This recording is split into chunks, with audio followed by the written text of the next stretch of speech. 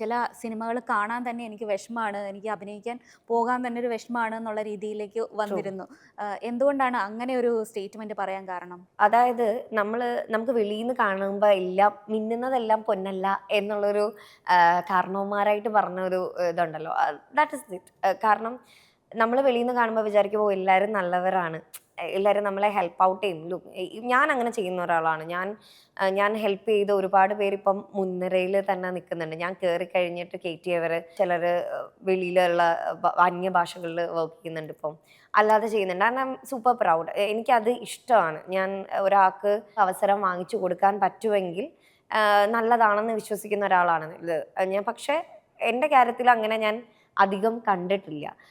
ഞാനെല്ലാം ഞാൻ തന്നെ കഷ്ടപ്പെട്ട് കിട്ടിയിട്ടാണുള്ളത്. അല്ലാതെ ഒരാള് ഇപ്പൊ ഇൻഡസ്ട്രിയിലുള്ള ഒരാള് വന്നിട്ട് വാ നീ ഇത്രയും കഷ്ടപ്പെടുന്നതല്ലേ നിനക്ക് ഞാനിത് ചെയ്തു തരാം. അല്ലെങ്കിൽ നമ്മുടെ അടുത്ത് നിൽക്കുന്നവര് പോലും അവർക്കൊരെണ്ണം വന്നാൽ പോലും നമ്മളെ സജസ്റ്റ് ചെയ്യാത്തതൊക്കെ ഞാൻ കണ്ടിട്ടുള്ളതാണ്. ഉം. പിന്നെ നമ്മൾ ദൂരേന്ന് കാണുമ്പോഴത്തേക്കും നമ്മൾ ഭയങ്കര ആരാധിച്ചിരുന്നവരെല്ലാം അടുത്ത് ചെന്ന് കഴിയുമ്പം അവരുടെ റിയൽ ലൈഫ് ക്യാരക്ടർ കാണുമ്പം നമ്മൾ തോന്നിയിട്ടുണ്ട് അയ്യോ നമ്മൾ ഇങ്ങനല്ലല്ലോ വിചാരിച്ചിരുന്നത്, ആ. അല്ലെങ്കിൽ ഇവര് നമുക്ക് പ്രൊജക്ട് ചെയ്ത ഒരു എനർജി അതല്ലല്ലോ എന്ന് വിചാരിച്ചിട്ടുണ്ട്. അങ്ങനെ ഞാൻ കുറെയൊക്കെ പിന്നെ മടുത്തു പോയിട്ടുണ്ട്. പിന്നെ കുറെ നമ്മൾ ഇപ്പം അതിന് മുന്നേ ഒക്കെ പറയും അത്ര ഫെമിലിയർ അല്ലല്ലോ, നമുക്കറിയില്ലായിരുന്നു എന്നൊക്കെ പറയും. ഉം. പക്ഷെ ഇപ്പം ഫെമിലിയർ അല്ലാത്തതായിട്ട് വളരെ ആരും ഇല്ല എന്നാണ് എൻ്റെ ആ. വിശ്വാസം.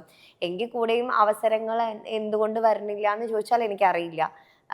I have no idea. എനിക്ക് അങ്ങനെ അത്രയും ഡ്രാസ്റ്റിക് ആയിട്ട് അവസരങ്ങളൊന്നും വരുന്നൊന്നുമില്ല. 10 വർഷത്തിൽ കൂടുതലായിട്ട് ആക്ടിംഗ് എന്നുള്ള ഫീൽഡിലുണ്ട്.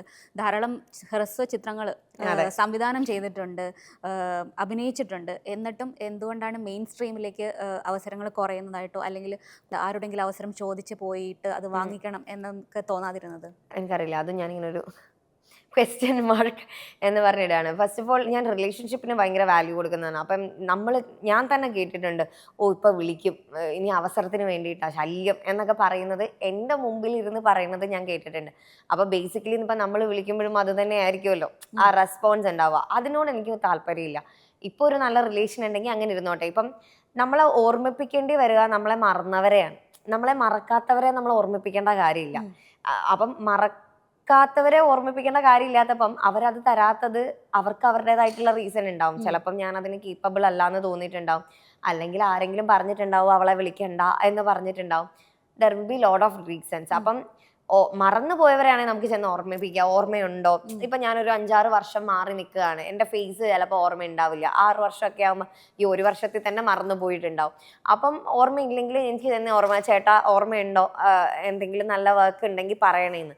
പക്ഷെ ഡെയിലി സംസാരിക്കുന്നത് അല്ലെങ്കിൽ എൻ്റെ ഇൻസ്റ്റഗ്രാമിലെ പോസ്റ്റുകളിൽ ഡെയിലി വന്ന് ലൈക്ക് ചെയ്യുന്ന ഒരാൾക്ക് എന്നെ ഓർമ്മയില്ലാതിരിക്കാൻ യാതൊരു കാര്യമില്ലല്ലോ. ഉം. അപ്പൊ അവരൊരു പ്രൊജക്ട് തുടങ്ങുമ്പം നമ്മളെ കൺസിഡർ ചെയ്തില്ലെങ്കിൽ ദേ ആർ നോട്ട് ഇൻട്രസ്റ്റഡ് എന്നുള്ളത് മനസ്സിലാക്കാനുള്ള കോമൺ സെൻസ് എനിക്ക് ഉള്ളത് കൊണ്ട് ഞാൻ അങ്ങനെ അവസരം ചോദിക്കാറില്ല ഉം. എന്നുള്ളതാണ്. പക്ഷെ ഐ ബിലീവ് എനിക്ക് വേണ്ടത് എനിക്ക് തന്നെ വരും എന്നുള്ളത്. കാരണം അത് അങ്ങനെ വന്നിട്ടുള്ളൂ. ഉം. ഞാൻ ഈ ഇത്രയും 5 വർഷത്തോളം ഞാൻ സ്ട്രഗിൾ ചെയ്ത് ചക്കപ്പഴം എനിക്ക് വന്നപ്പോ ഡ്രാസ്റ്റിക് ഹിറ്റായിട്ടാണ് വന്നത്.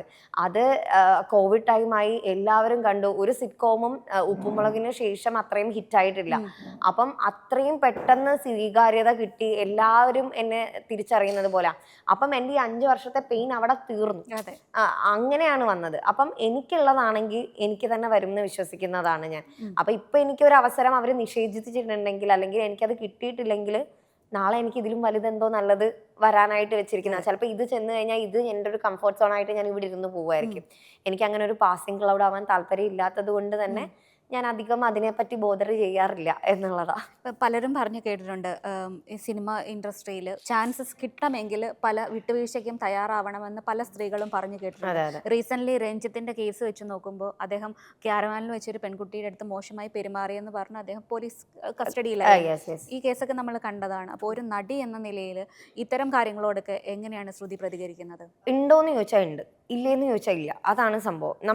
നമുക്കിപ്പോൾ അത് ഏത് ഇൻഡസ്ട്രിയിലാണെങ്കിലും, ഇപ്പം ഞാൻ ഒരുപാട് ട്രാവൽ ചെയ്യുന്ന ഒരാളാണ്. ഒരുപാട് മേഖലയിലുള്ള സുഹൃത്തുക്കൾ എനിക്കുണ്ട്.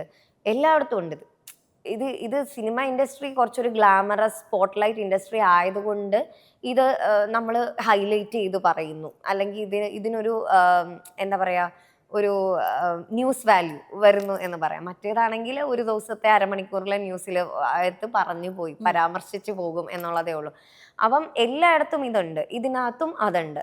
ഇറ്റ് ഈസ് ലൈക്ക് നമുക്ക് ഈ കാസ്റ്റിംഗ് കൗച്ച് പോലെയുള്ളതോ അഡ്ജസ്റ്റ്മെന്റ്സ് ചോദിക്കുന്നതോ മണി ചോദിക്കുന്നതോ ആ ഒരു ഫേസ് ഉണ്ട്. പക്ഷെ അതുപോലെ അല്ലാതെ കലയെ മാത്രം സ്നേഹിക്കുന്നവരും ഇപ്പുറത്തെ സൈഡിലുണ്ട്. അത് ഡിഫറൻഷിയേറ്റ് ചെയ്യുന്നതും അത് വേണോ വേണ്ടയോ എന്ന് തീരുമാനിക്കുന്നതും നമ്മളാണ്. ഇപ്പൊ എനിക്ക് ഈ പറയുന്നത് പോലെ എനിക്ക് മോശം അനുഭവം ഉണ്ടായിട്ടുണ്ട്, ഇല്ല എന്നല്ല. പക്ഷെ എനിക്ക് അതുകൊണ്ട് അഫക്റ്റഡ് ആയിട്ടില്ല.